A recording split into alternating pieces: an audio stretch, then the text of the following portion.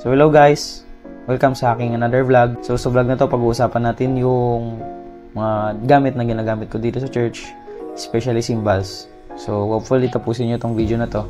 So punta tayo sa vlog natin.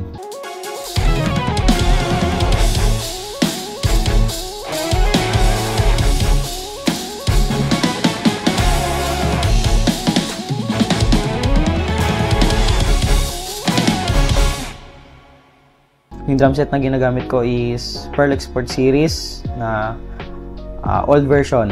So ang old version is malalaki yung size, especially toms, malalaki. So yung sizes niya is 22, 16, and 12. So sa kick is 22 by 16 ata or 14. Yun. Di ko sure eh. And then ang floor tom is 16 by 16. Tom naman is 12 by 10. So ang heads na ginagamit ko dito is sa kick and floor tom is Remo pinstripe na clear. Then sa tom is ordinary na laser. So okay naman yung tunog ng laser. Nakakasabay naman siya sa tunog ng Pearl Export series. So hindi pa siya kailangan palitan sa ngayon. So, punta naman tayo sa snares. Ang snares na gamit ko is dalawa. So, yung una is Pearl Export series na 14 by 6.5.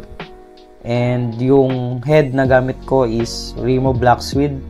And sa pambaba is ordinary. Snare wire naman na gamit ko is 40 strands na ordinary din. So, yung isang snare ko naman is Sonor Force na 14 by 5.5. Ang head naman na gamit ko dito is Remo na P77. So yun, pati sa baba Remo din na snare side. So ang gamit ko naman na snare wire is 14 inch din na 20 strands. So yun. Next naman is yung pedal na gamit ko. Yung pedal na gamit ko is Mapex na ordinary. So okay lang naman siya kahit ordinary, working, and at the same time nagagawa niya yung trabaho. So ayun, no need for upgrades sa ngayon. Soon siguro, soon. So yan, punta naman tayo sa cymbals. So ang gamit kong cymbals is Arborea cymbals. At the same time oversized cymbal siya. So lahat ng cymbals ko is Arborea except sa hats. Kung mapapansin nyo, yung hats na gamit ko is 16 inch. Yung pababa is Zildjian na Planet Z. And then yung pantaas is Wuhan Primitive Crush. Meron pa akong isang pang top which is Arborea Ghost Hybrid.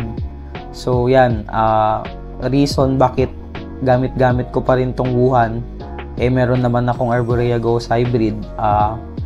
Wala, mas type ko lang yung tunog ng Wuhan pag pinagsama sila ng Planet Z. So yun, sa ngayon yun yung ginagamit ko lagi, pero pag trip kong gamitin yung Arborea Ghost Hybrid, ginagamit ko naman siya. So depende din sa songs.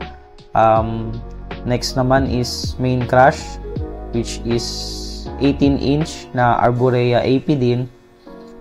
Splash is Acme naman na 10 inch. So yung ride ko is Arborea AP na 24 inch. So yan, sobrang solid ng tunog. Medyo dark or parang warm, ganun yung tunog niya. Hindi ko ma-explain ng mabuti kung ano yung tamang explanation, basta hindi sobrang tinis nung ride na to. So yun, parang yun ata yung magandang explanation, hindi sobrang tinis. So kahit tip ang gamit mo or kahit pinapalo mo siya ng mabuti, hindi sobrang sakit sa tenga kasi hindi siya sobrang tinis. So right crush is Arborea ride din, pero 20 inch. So ginamit ko lang siya pang right crush. Drumsticks naman na ginagamit ko is Rimshot drumsticks 5AX. So reason bakit 5AX? So ang pinagkaiba niya sa 5A is pinahaba siya ng half inch ata yun, tama, half inch. So yun lang naman. So since yung kamay ko medyo maliit, ang kailangan kong size is yung sa 5A mismo. And syempre gumagamit ako ng oversized cymbals. So, expect natin na malayo yung bell nung ride. So, mas kailangan ko ng mas mahabang drumstick. And shout out din sa Rimshot Drumsticks. Baka naman. So guys, napakita ko na sa inyo yung drums na ginagamit ko dito, cymbals and snare. So, paparinig ko na lang sa inyo. So, raw sound tong tunog na to Yan, game.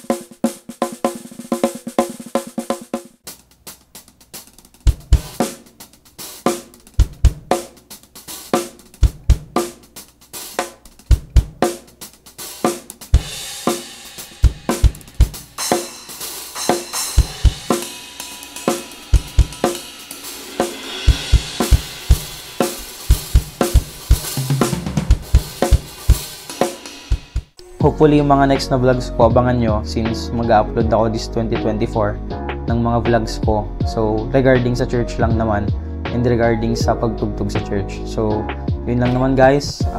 Thank you for watching. God bless everyone. Like, share, and subscribe. Bye. Peace.